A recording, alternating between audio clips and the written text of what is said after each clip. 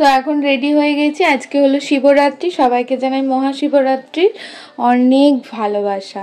তো এই যে আমি এখন রেডি হয়ে গেছি, আর এখন আমরা পুজো দিতে যাব মন্দিরে। আমি আর মনি দুজনে মিলে, সোনাই ওর দাদায়ের কাছে আছে, পাপার কাছে আছে।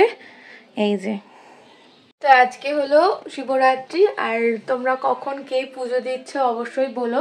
যেহেতু আমার মেয়ে ছোট, তাই সকাল সকালই পুজোটা দিয়ে আসছে। এখন 11টা বাজে, যেতে যেতে 12টা তো হয়েই যাবে।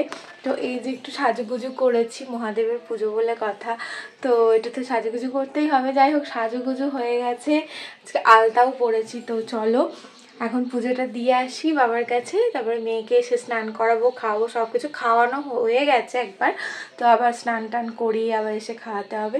তো আজকে তো উপোস মানে খাবো পুজোর পর আর কি। তো চলো এখন যাই পুজো দিয়ে আসি। তো মেয়ে হওয়ার পর এটা আমার প্রথম শিবরাত্রি। এই যে সমস্ত কিছু মনি রেডি করে দিয়েছে, কারণ কি কি নিতে হয় আমি তো সেইভাবে তো জানি না। তো আমরা এখন চলে এসেছি আমাদের বাড়ির কাছের মন্দিরেই। আর এই যে এখানে একজন পুজো দিচ্ছিলেন, আর এই যে এটা হচ্ছে আমাদের বারোয়ারি মানে পুজো হয়। এই যে এখানে 3টে শিব মন্দির আছে পরপর, তার সাথে এই যে হরি মন্দির আছে, এটা দুর্গা মন্দির। তো এই যে মনি বসে আছে, আর 5টা ফল, তারপরে মিষ্টি, বাতি, ধূপ, মানে যা যা লাগে আর কি। তারপরে আমাদের মেন যে মন্দিরটাই সেটাই পুজো দেওয়া হয়ে গেছে, সেটাতে পুরোহিত মশাই ছিলেন। আর পাশেরটাই আমরা নিজেরাই আর কি করে নিয়েছি। তো সেটাতে ভিডিও করা পসিবল ছিল না, যেটাই পুরোহিত মশাই ছিলেন। তো আমরা পাশেরগুলোই আর কি আমি এই ছোট্ট একটা ভিডিও তোমাদের সাথে শেয়ার করলাম। আর শিবরাত্রি তো সন্ধেবেলায় মেনলি পুজো দিতে হয়, কিন্তু শিবরাত্রি পড়ে গেছিলো 10:45 নাগাদ। তো আমরা 12টা নাগাদ গেছিলাম, আমি আর মনি দুজনে মিলে। এই যে এখন আমরা বাবার মাথায় জল ঢালবো। অলরেডি মেন যে মন্দিরে পুরোহিত মশাই ছিলেন ওখানে পুজো দেওয়া আমাদের হয়ে গেছে।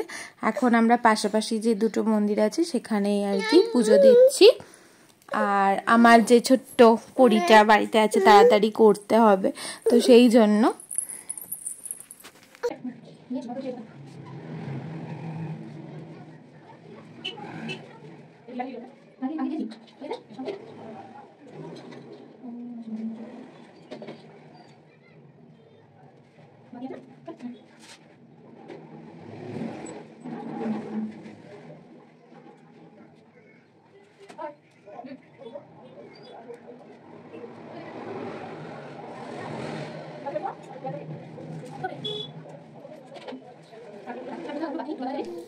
এখন আমাদের পুজো দেওয়া কমপ্লিট। লাস্ট যে মন্দিরটা আমাদের 3 নম্বর মন্দির, সেখানে আমাদের পুজো দেওয়া হয়ে গেছে। আমার তো হয়ে গেছে, মনি এখন দিচ্ছে।